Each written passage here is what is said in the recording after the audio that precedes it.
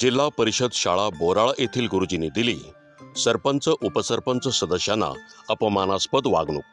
नमस्कार, मी राम बेडकर, बहुजन India news today मध्ये आपलं स्वागत आहे। आता पाहूया ताज्या घडामोडी। अमरावती जिल्ह्यातील अंजनगाव सुरजी पंचायत समिती अंतर्गत ग्राम बोराळा येथील गुरुजीच्या राजकीय हस्तक्षेपामुळे 15 ऑगस्ट स्वातंत्र्य दिवसाला हटकोरपणा ओळखायला आला। बोराळा येथील मुख्याध्यापक यांनी पदाचा गैरवापर करत सरपंच उपसरपंच व ग्रामपंचायत सदस्यांना डावलून ध्वजारोहण केले। इतकेच नव्हे तर सरपंच उपसरपंच सदस्य जिल्हा परिषद शाळेत उपस्थित असतानाही त्यांना महामानवाच्या पूजनासाठी सुद्धा मनाई केल्याचे कळते। बोराळा गावातील सरपंच सौ स्वाती संजय काळे यावेळी चांगल्या संतापल्या। आपला सार्वजनिक ठिकाणी अवमान झाल्याने त्यांनी वरिष्ठाकडे याबाबतची लेखी तक्रार केली आहे। सरपंच यांनी सर्व शाळेची पाहणी केली असता स्वच्छतागृह, बाथरूम, शौचालय, पिण्याच्या पाण्याच्या ठिकाणी सर्व अस्वच्छता आढळून आली। इतकेच नव्हे तर याच शिक्षकांनी 4 दिवसांपूर्वी तणनाशक फवारणी विद्यार्थ्यांकडून करून घेतल्याने विषयाला वेगळीच कलाटणी मिळाली आहे। झेंडावंदन करतेवेळी परिसर स्वच्छ नसल्याने सरपंच सौ स्वातीताई काळे यांनी शिक्षकांना जाब विचारला। झेंडावंदन आपण कसे लवकर केले ही माहिती विचारली असता शिक्षकांनी असे म्हटले की आमच्याकडे GR असल्याचे सांगितले, परंतु शासकीय GR उपलब्ध शाळेत आहे का असे विचारले असता तो कोठेही त्यांच्याजवळ आढळून आला नाही। याबाबतची तक्रार जिल्हा परिषद अमरावती शिक्षण विभागाकडे करणार असल्याचे सरपंच यांनी पत्रकारांना सांगितले। सरपंच व लोकप्रतिनिधीला अपमानित केल्याप्रकरणी शिक्षकावर वरिष्ठ अधिकारी काय कारवाई करतात हे पाहणे गरजेचे आहे।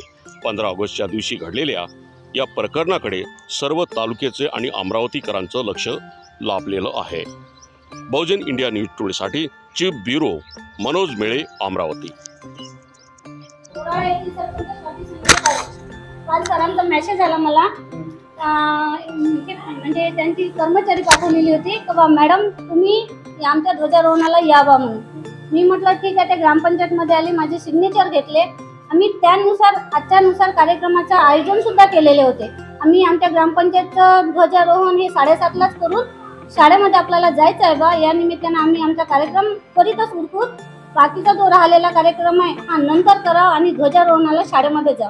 इथं आलो तर काय सर, सगळे मुलं प्रभात फेरी करून बाहेर गेले होते। सरांचा ध्वजारोहणाचा कार्यक्रम 7:35ला होऊन चुकला होता आणि आम्ही आलो होतो हे 7:38ला आम्ही शाळेत हजर होतो।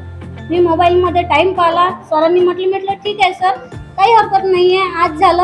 आम्ही प्रभात फेरी केली आणि शाळेत येताना मला तरी वाटत नाही का मी अध्यक्षाचं स्थान स्वीकारावं म्हणून। कुतूहल वाटते का विद्यार्थी घडवताना हे सर कुठंतरी मागे येऊन राहिलेले। हो, माझ्याजवळ व्हिडिओ पण आहे सर त्या गोष्टीचा, कारण की त्यांनी ठीक आहे ना फवारा पाठीवर ठेवलेला आहे, त्यात आम्हाला थोडी माहिती आहे का त्यात पाणी किती आहे काय आहे हे आम्हाला माहिती आहे का? हो, आणि आज ग्रामपंचायत शाळेत म्हणजे 15 ऑगस्ट आहे हे सुद्धा यांना माहित नाही। करणारच आहे सर, कारण की माझ्या गावाचे जर विद्यार्थी असे घडत असेल तर मी सरांना 2 वर्षापासून मी इथं आलेली आहे। मी सरांना याही आधी सूचना दिली होती। हे म्हटलं विद्यार्थ्यांना हे सुद्धा माहिती नाही आहे का शाळेत येऊन कसं यायला लागते, कोण्या वेळेवर यायला लागते। इथं म्हणजे असं म्हणा का म्हणजे स्वच्छतेबाबत काय म्हटलं जातं गावातला त्यांना जे असं झालं, आम्ही टाइम दिलेला आहे 2 वाजता आणि 7:45चा टाइमिंग दिला आणि पाण्याचा मोसम होता आणि आता काही मोसम नव्हता, पाण्याची वाट पाहिली। 1 मिनिट मी तुम्हाला सांगतो, पाण्याची जी भाषा आहे योग्य नाही आहे आणि पाण्याचा मोसमच नाही ना। पाण्याचा मोसम आहे का गावकरी मंडळी सरपंच कर्ता मुख्य अध्यक्ष सरपंच विचारायला पाहिजे होतं।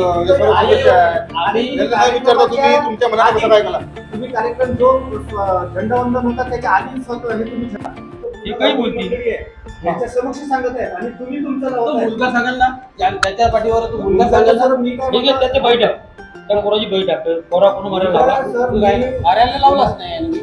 मी त्या स्वतःहून मुलं येतात असे तर त्याने फक्त असा पकडला। बरं ठीक आहे सर, आजचे जे आज फवाऱ्याकरिता त्याच्या वडिलाला बोलावलं होतं मुलांना, तर त्या वडिलांनी काही म्हणजे त्यांनी फवारा पाठवून दिला. मुलांनी फवारा मारला की नाही मारला? वडिलांनी पाठवून दिला. नाही हे जे आपले संजय भाऊंचा तुमच्यावर जे हे आक्षेप आहे ऐकून घ्या की ते मुलांनी तुम्ही फवारा मारून घेता हे योग्य आहे की नाही आहे?